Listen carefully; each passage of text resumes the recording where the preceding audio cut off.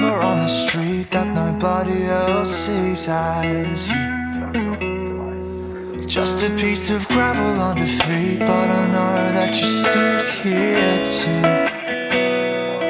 Wouldn't wanna see me in defeat, instead I'm psyching. Hello and welcome to Studio 301, where we have Ned, the winner of the Fender Player Plus Series guitars. He's here today, and the main engineer is Jesse. Yeah, so this is the first time I'm properly recording a speaker by using an amp as well. I'm normally using simulators and emulators at home, so it's been really good to actually use a proper amp to record. How do you find the difference of including the concept of air in your guitar recording? It just hits you way harder. You can really feel it, and it's just like another it's a way better feel, something more lively.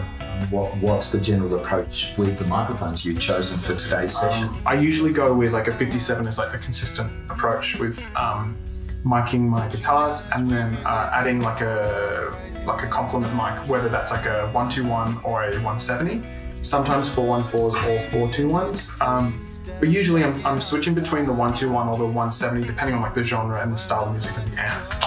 What is it about the guitar that you can tell us that particularly appeals to you?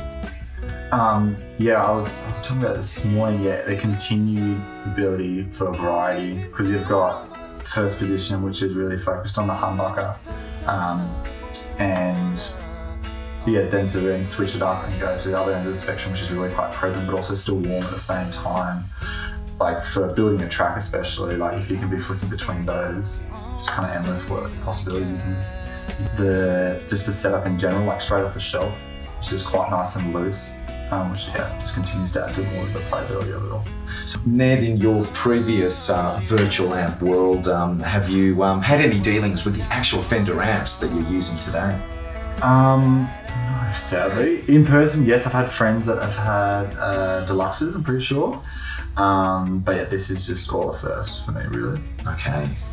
How do you feel? Is it a brand new world? Are you excited? I think it really comes out through the recording as well, being able to play with an amp and be able to record vocals. I think at one point when we were originally recording the bridge, I got the feeling to go somewhere else with the melody, which kind of took me out of it, and I stuffed up the recording. But it just brings out such a different side to me in terms of where I want to sing as well.